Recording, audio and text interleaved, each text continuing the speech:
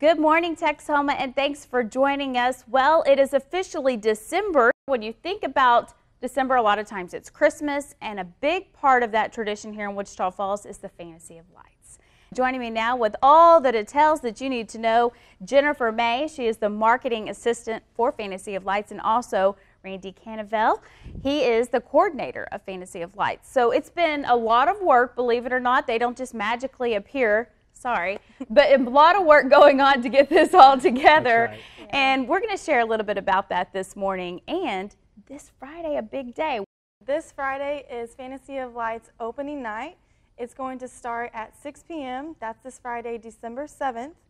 And at 6:30, we're going to start our live entertainment for that night. All right, sounds good. So we're going to, of course, get more into that in just a little bit and what all is out there. But we want to kick it off in case you're new to the area, maybe you're new to Texoma, or even if this is just a family tradition for you. I promise you're probably going to learn something this morning that you didn't know, because I do every single time we talk about this. It's really neat. And that's really what Fantasy of Lights is. And if you can just kind of break it down for us and how it was started, Jennifer, and really the importance to our area. Absolutely. Fantasy of Lights started about 70 years ago with Mr. and Mrs. L.T. Burns. And they were a young couple starting out. He was in the oil business. And for their first Christmas together, they decided, we're going to decorate for the holidays. So they get a Christmas tree and they put just a blue light on it. They didn't have a whole lot of resources to make it a big decorating fiesta. So after they had got their footing in the community and he had become successful in the oil business, their decorations for Christmas grew year after year. And it grew to be such an attraction for the community that people would come by and see what their front lawn looked like. And it was even said that Mrs. Burns would sometimes serve refreshments to the community. That's cool. Hot chocolate, cookies. So it became a Wichita Falls tradition to see what was going on at the Burnses. So eventually, after they had passed away, all of their Christmas displays, they got moved to Archer City in the 1970s. And then from there, it was donated to MSU on the grounds that it would always be viewed by the public for free. So here we are today. It's at MSU. It sits on the front lawn in front of Hardin. And many of the displays that they had, we still have. Of course, we've worked on them a little bit.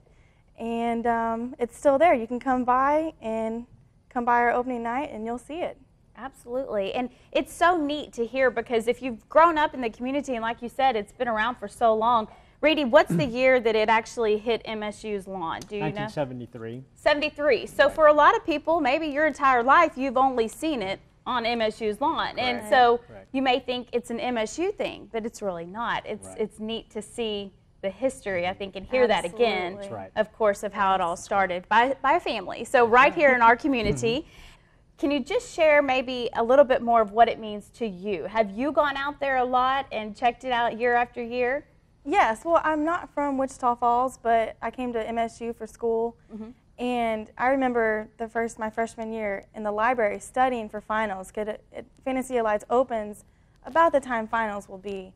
And you'll be in the library and you'll see Fantasy of Lights from the windows. And so I know year after year, my friends and I, it's a big tradition. We'll go out, see Fantasy of Lights, and it's a lot of fun to make those memories, whether it's with your college friends, your families, and people will come back year after year with their grandchildren and their great-grandchildren, so it's a lot of fun. It really is, and I have to say, I've gone since I was a little girl too. Randy, what about you and your family? What, as the coordinator of this, obviously it holds a special place in your heart. Sure, it's very special to me. I'm from Wichita Falls. And so I grew up coming to Fantasy of Lights. And just in short, I think it wouldn't be the holiday season without Fantasy of Lights here in Wichita Falls. Much more about the Fantasy of Lights, what you can expect, and most importantly, how to keep this tradition around. So stick around. We'll be right back with more.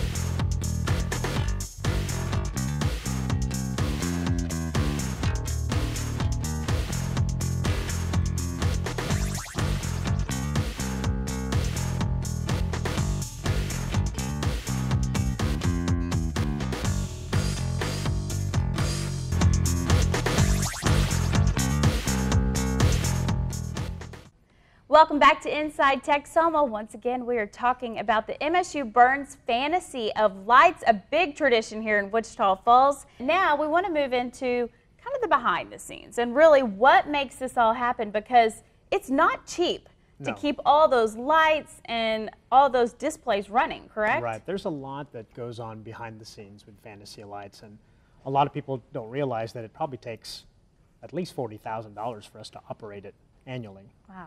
And people think, well, it's on MSU's property, so doesn't MSU fund it? And in fact, that's not the case. MSU just provides the land. That was in the original agreement when it was given to us. So we have to go out, Jennifer and myself go out and solicit for donations every year. And one way of doing that is through our adoption process. If you'll notice, a lot of people out that come to Fantasy of Lights, they'll notice each display is adopted by a company or a civic group here in town, or maybe a family, and they all give to that particular display, and we call that the adoption process. And there's many levels. There's $250, $500, $750, and $1,000, and all that money is allocated towards that display, and that helps us kind of maintain the displays. And that goes back to the workday just a little bit, how you know, you guys were on not that long ago talking about the workday, and I know we have some video of that. And through this money, correct, you're able to buy things needed to repair, make repairs. That's a lot of what we did on the workday was the repairs and painting and finishing up our summer repair campaign, which we talked about last show. And so that's what we spent a lot of the money on.